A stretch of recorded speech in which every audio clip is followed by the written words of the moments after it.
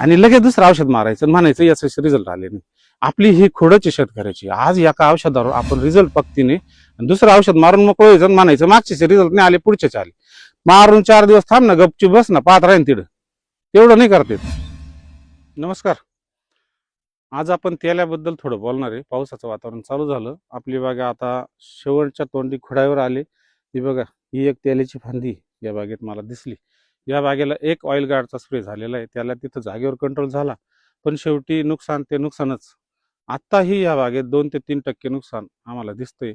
या बागेत तेल्या होता, स्प्रेइंगनं तो आम्ही घालवला. संध्याकाळच्या वेळेला ऑइल गार्ड स्टिकर, चांगल्या क्वालिटीचं सिलिकॉन स्प्रेडर स्टिकर घेऊन फवारा आणि गच्च ओलं करा. त्याला तुम्हाला 100% कंट्रोल होईल. आपल्याला त्याल्यावर बोलायचंय.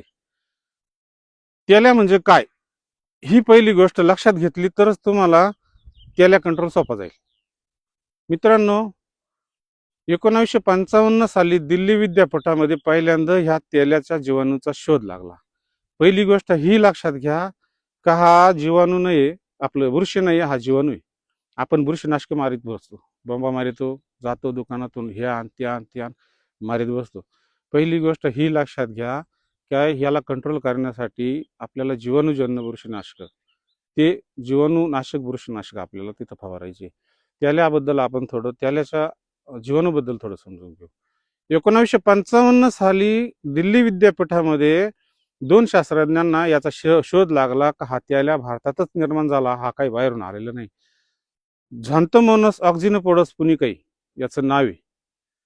ह्या जीवाणू अत्यंत घातक आहे, हा कशानेही मरत नाही. याला आता कॉपर, स्ट्रेप्टोसायक्लिन अशी औषधं आहे, बरेचसे औषध आहे. कॉपरने हा जातो, पण उन्हामध्ये कॉपर मारल्यावर झाड स्ट्रेसमध्ये जातं, फळं कडक होतात, फळाला डाग येतात. त्याच्यामुळे कॉपरचा आपण इथं वापर करू शकत नाही. तर हा पसरतो कसा, हा अवजारांनी सुद्धा पसरतो, हा पावसाच्या पाण्याने सुद्धा पसरतो, हा माणसाने सुद्धा पसरतो, हा पक्ष्याने सुद्धा पसरतो. याला काळजी घ्यायची अशी का आपल्या बागेत जर त्याला आलं तर शक्यतो कोणाला एंटर करून नका देऊ. आणि आपण जर त्या तेल्याच्या बागामधून निघालो ना, हात लावून असं फांद्यांना, तर तिथून आपल्याला बाहेर दुसऱ्या प्लॉटमध्ये गेल्यानंतर तो लागण आपण घेऊन जातो. शक्यतो हातपाय व्यवस्थित धुवून, अल्कोहोलनी म्हणा, तुमच्या सॅनिटायझरनी म्हणा, याने तुमचे हात स्वच्छ करून, डेटॉलनी म्हणा, मग तुम्ही त्या दुसऱ्या बागेत जा. मग दुसऱ्याला आपल्यापासून नुकसान नाही झालं पाहिजे. व्यवस्थित समजून सांगायचा उद्देश असा, आपल्याला त्याला ओळखता आलं पाहिजे. त्याला पहिले आपल्या पानावर दिसायला लागतो, नंतर फळावर दिसायला लागतो, नंतर आपल्या खोडावर, फांदीवर दिसायला लागतो. ह्या फांद्या आपल्या हळूहळू निकमी होतात. याला आपल्याला परत आपली बाग खाली झाल्यानंतर आपल्याला काय करायचंय, बाग खाली झाल्यानंतर जे आपल्याला कामं करायचे ते मी एका व्हिडिओमध्ये व्यवस्थित सविस्तर समजून सांगेल. आता आपल्याला इथं हे बघा, हे डॅमेज झालेले फळ आहे. ते ऑइल गार्ड मारल्यामुळे हे फळ डॅमेज म्हणजे 2 नंबरचा माल तयार झाला, पण याला क्रॅकिंग गेलं नाही. नाहीतर याला ऑइल गार्ड नसतं गेलं, हे वरदान म्हणून सापडलेलं. एखाद्या कंपनीची आपल्याला जाहिरात करायची नाही. आपल्याला शेतकऱ्यांपर्यंत चांगलं औषध, हे बघा, कमी खर्चात आणि नियंत्रण मिळतंय.